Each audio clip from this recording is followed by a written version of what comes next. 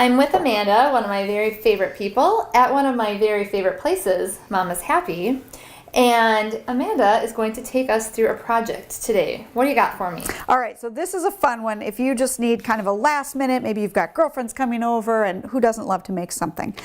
This is a super simple idea. So we just call this our block frame, and it could hold a photo, it could hold your favorite quote. I love this. It is so cute, and it's simple and clean, but really attractive. Yes, and you can do it to match your own decor for that room.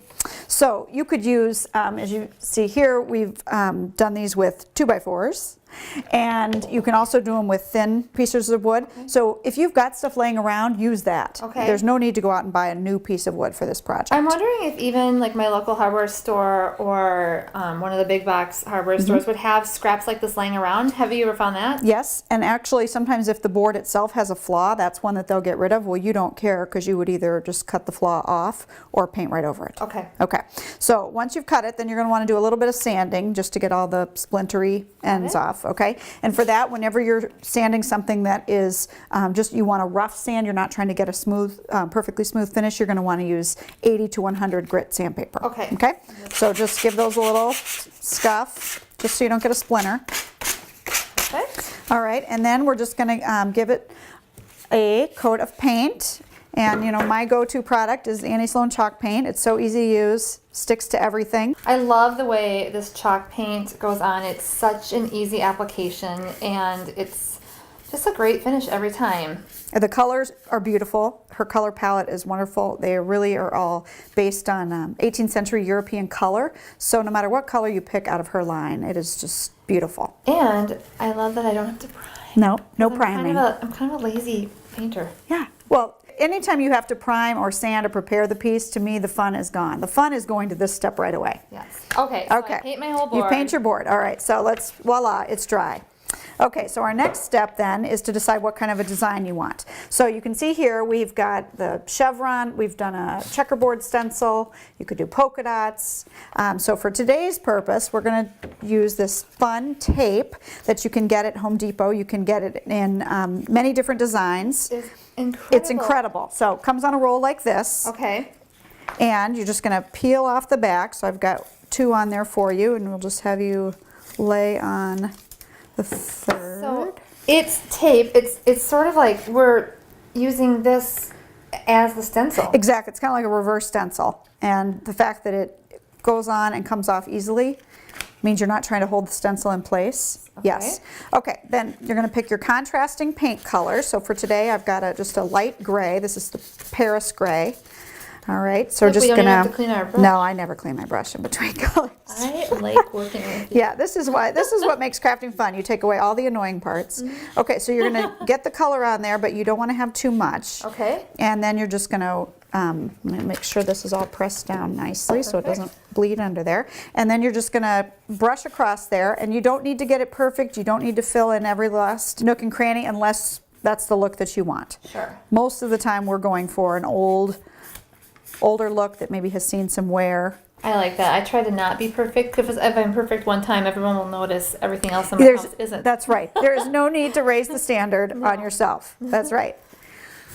All right, and then we'll just let that dry. Okay. And then we will reveal your design. All right. Okay. So when you're doing this, then you can decide if, let's say, on that first coat, you want to paint all the sides so that it's all finished. You could paint just the top. Okay, and then when the paint dries, you can opt to seal it with the clear dark wax. It does give it a more finished look. All right. And the dark wax is going to give it some aging, just a little bit of And I need patina. to always do the wax. I can choose the neutral or the kind of clear or the dark, but I need to always do that to seal in my... Yes, because chalk paint is unsealed. I'm going to just peel this off right now so we can kind of see what's going on, because this, I'm very excited about watching that. How cute is that? I know, it's really I'll cute. take those. So this won't take long to dry, and then we'll be able to put the wax on. Exactly. Oh, yeah. Okay. All right, so then after you've waxed it, then your next step is going to be, we'll just use this one. And these are these great little binder clips. You can buy it at any office supply store. And then what you're going to do is take your screw and feed it through that base hole. Okay. And then we'll just set it down here and let you use a power tool. I know you love Yes.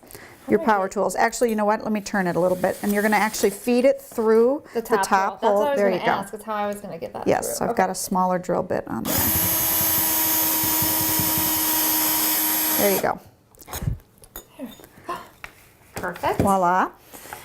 And as you look at the different designs, and again, you could put a photo in here. It's a great gift with a quote that you love or maybe that's meaningful to the person you're giving it to. I love it. So easy and so amazing. Okay, and so if let's say you say, I don't want to get my paint out today, then another option you can do is using Mod Podge or any decoupage medium. It's like a scrapbook. Scrapbook paper. I mean, you can use anything on this. You could do photographs. Another quick tip we do is we'll put the picture on there, the photograph or the paper, and then sand the edges so that you rough it up a little bit. Again, it looks a little bit older, a little more worn. Yeah, and I mean, what I love about this also is all these supplies we're using are just in small bits, so you could make so many of these and Yes. give them as gifts. Yeah. And just with supplies you probably have laying around your house. Yes, it's a great thing to do with children. Even it's an easy birthday party project, and just lay out the different papers and let them choose. I love it. I love it. Thank you so much for helping us with this project. We've had a lot of fun here today. Yes, we have. To learn more about the project we did today and the other projects Amanda and I have done together, visit our website.